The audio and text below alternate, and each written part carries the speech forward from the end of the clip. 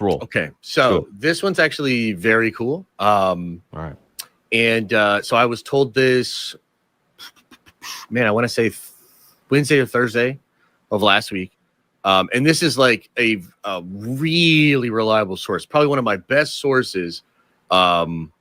Just spot on this person. They hit me up like Thursday or something, and they said a really big fight was just filmed. A huge fight sequence was filmed on Ahsoka with Baylan Skull.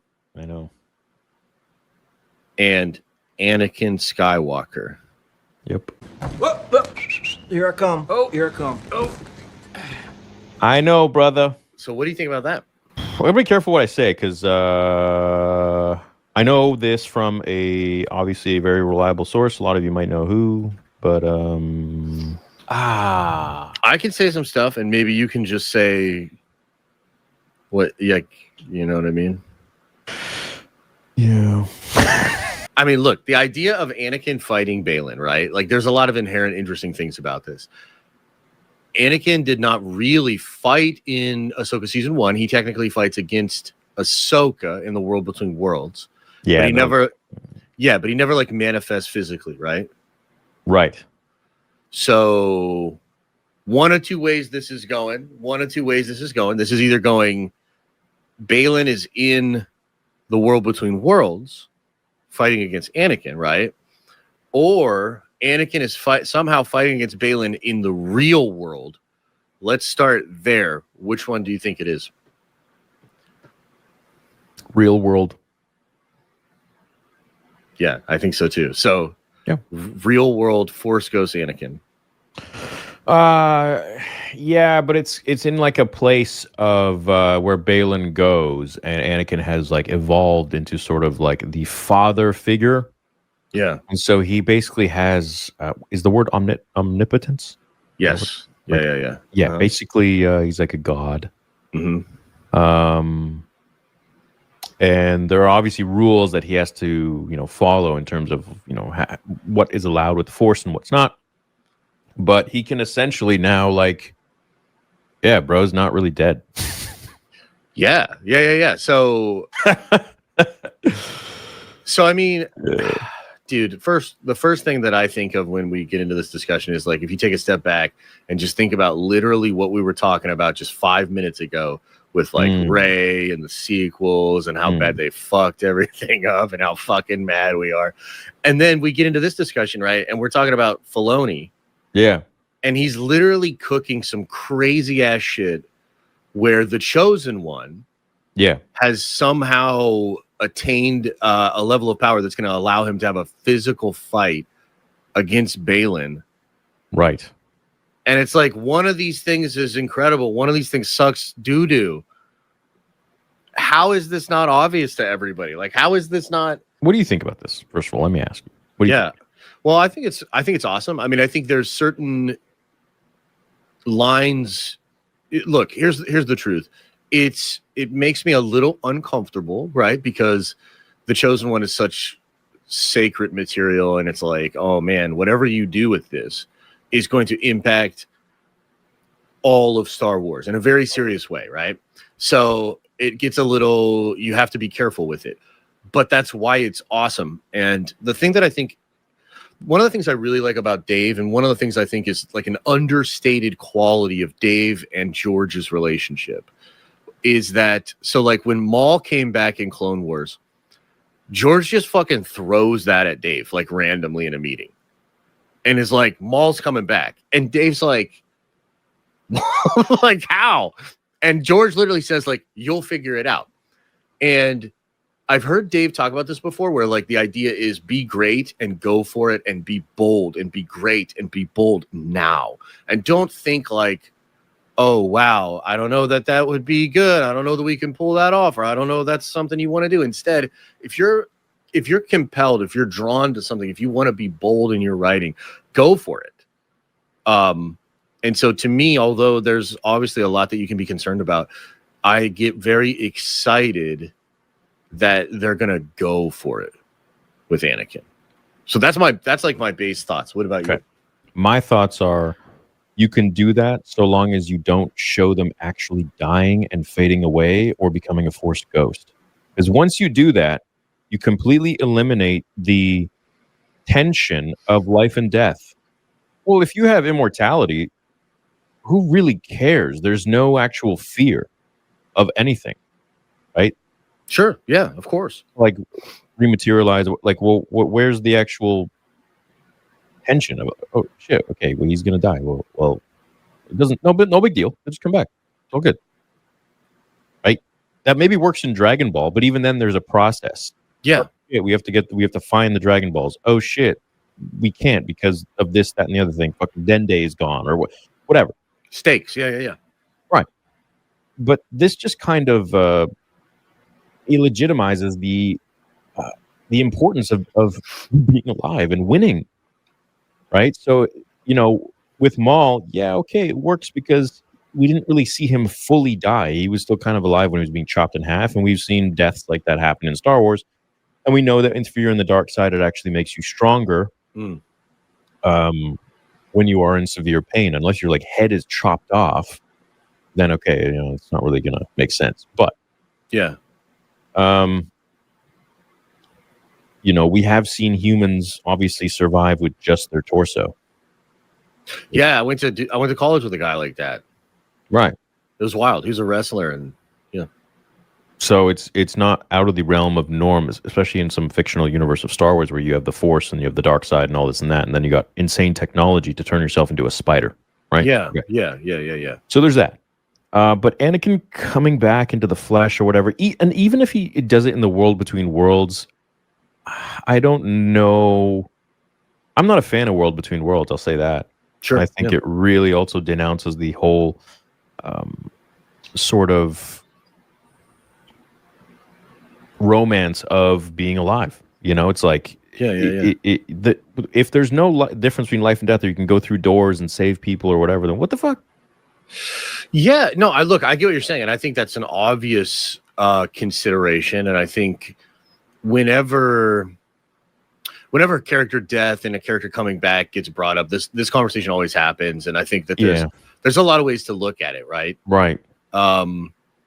So I totally understand the idea of it cheapening things and cheapening stakes, and I think there's a way you can do it where it's like, yeah, this is so silly, like there's no stakes, and the characters' deaths are meaningless and all that sort of stuff, right? But I think there's also ways, and there's examples of incredible writers that have used a character's resurrection in a way that has become incredibly meaningful. So like Gandalf comes to mind, right? Like sure. Tolkien bringing Gandalf back feels a little cheap. And yet within the context of like the lore that he is building, it is basically just the light side coming back to like give a little bit of aid in a dark time period. And you still don't necessarily know that the light side's going to win. So it's not like he comes back and kills the story, right? So, it isn't. But yeah, it's fair what you're saying. I feel like the Gandalf thing in Lord of the Rings is a little different, and I want to see some arguments in the chat against this, because I could even play devil's advocate in my own mind. But I feel like magic is just so different than the Force. Like there are rules in the Force that you die, you can die. Right, but with magic, it's totally like you can't see if a Jedi were to rematerialize Maul's legs. Let's say if they were to do that with, I don't know, Anakin's. Like imagine Anakin loses his hand and Yoda comes in and is just like bobbity boobity, and his hand just like like with blue smoke instead of green or some shit. Sure, people are gonna be like, what the fuck is this? Magic, you have a bigger suspension of disbelief because you don't have to explain it. It's fucking magic. That's what it is. Okay, that's fine. But with a Force user, I mean, what you can't really do that. Well, it's funny you say. Well, it's funny you say that because, like, so I really do. You know who Brandon Sanderson is? No, he's an author. He did a lot of he wrote a bunch of books. Man. He's an incredible author. He does podcasts too. Okay. We love Sanderson in this house. Okay, over here, right? Okay. Anyway, the point is like he talks about a lot of this stuff, and he actually has courses online because he teaches at a university about world building and storytelling and writing novels. And so he's broken some of these ideas down to like their fundamental level. And what you're really talking about is like a magic system. Yeah. And the truth is the system needs to be consistent. As long as there's logic and consistency to it, then that's fine enough for the reader to be able to make sense of it, right? But there are magic systems that essentially allow somewhat unlimited possibilities, but it's all about how do you use it in the story. You know what I mean? And so like I think that magic and the Force are different for sure. But to me, I've always thought of the Force as bigger than even maybe what the Jedi understand of it, right? And I think that Clone Wars and a lot of the stuff that Filoni and George did together sort of hints at this. I mean, you look at Mortis, Ahsoka gets brought back to life before any of these characters. Ahsoka dies on Mortis. Okay, but again, that is a magical planet that nobody could find, nobody knew existed, no one could find again, with literal 3 gods. Yeah, and what is Peridia though? And right? there was a sacrifice. There, of course, but what are you She saying died when to you give say all life of to that? him. You're just saying that it had a logic, it had a rationality to it. Within the magic system of the Force, A little more, yeah. there's room for that to occur, is what you're basically saying, right? Not for regular mortals like Anakin, who was born a slave. Yes, is the chosen one. Yes, is made out of the He's Force. the chosen one. I don't know that he's a regular mortal. That's a very good question. Is Anakin even a regular mortal? That's a whole different discussion. That's the thing, right? And this is why I like it. This is why I like what Dave is potentially doing in season 2. The reason I like it is because it begs these questions, which is interesting. You know what I mean? It recontextualizes things. I mean, I think that's in a sense what he's doing in season 1 a little bit. I mean, how is Anakin even able to speak to Ahsoka in the World Between Worlds? You'd have to imagine he has ascended somewhat, right? Yes. Yeah. So an extension of that, I think, is greater purpose, you know? Yeah. And the other thing too is wild is like, so within this discussion, we're talking about Anakin physically fighting Baylan. That seems crazy, but there's a flip side to that, isn't there? Where how is Baylan able to fight against a god? What could be so serious that the chosen one has to manifest himself to fight against this guy? Maybe he's trying to resurrect the sun, and the sun is Sam Witwer. Yeah, I mean, that'd be fucking crazy. That'd be kind of cool. Yeah. Now I've heard Sam is the son, but I think that's probably like a flashback. I don't know that that's going to be in the current Peridia timeline, right? Like, because I think they're going to do a flashback to. Listen, if you unleash one of those Mortis, if you unleash the sun onto the galaxy, at least now there's a threat that's not as pathetic as Snoke.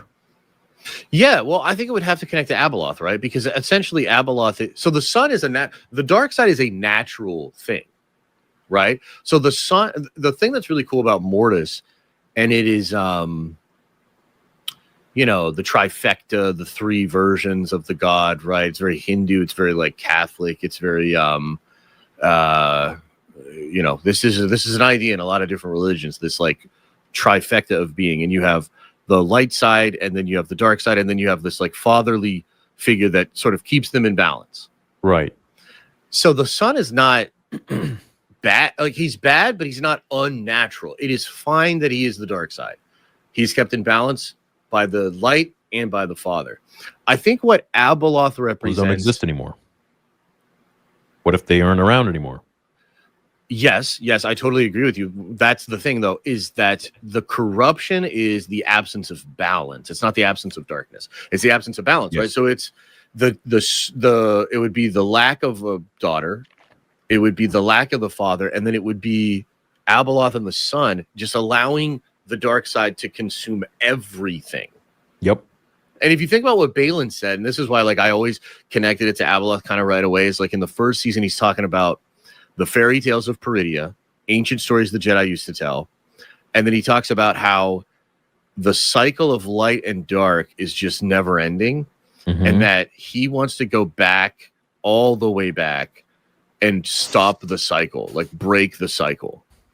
And if you think about what is he saying? He's saying, I don't like the ebb and flow of light and dark, the inevitable balance keeping that to us looks like the Star Wars, right? Like the Republic and then the Empire and blah, blah, blah, blah. That's just maybe balance, cosmic balance on a scale. And he doesn't like that. And he's being called to probably Abeloth to destroy that and to have darkness consume everything. So there's no cycle. There's no more ebb and flow. There's a purity in that.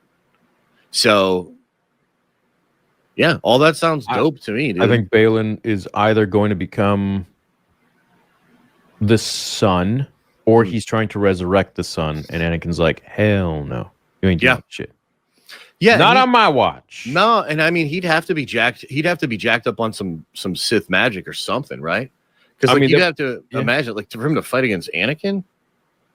But but that also, that doesn't really make sense, because it's like you'll just get dusted. Well, would you though if you were channeling the power of Abeloth? You're all the Jedi.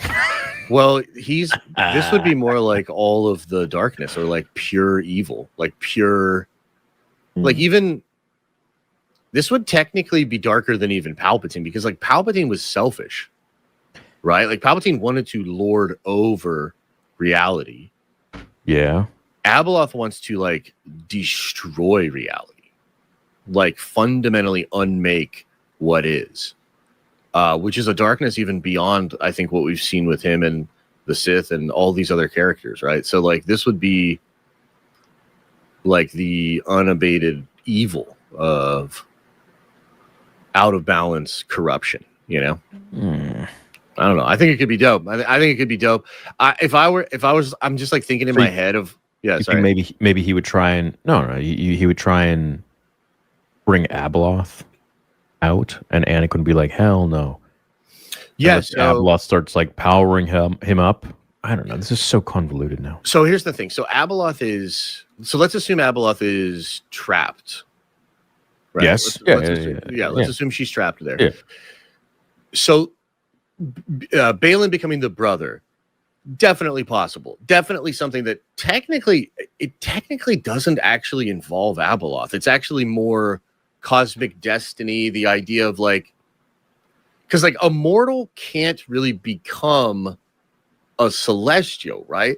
Like the spirit of the daughter goes into Ahsoka when she is brought back to life, right? So that in a sense she has like the god of, and that's why the Mori follows her around, right? So she has that.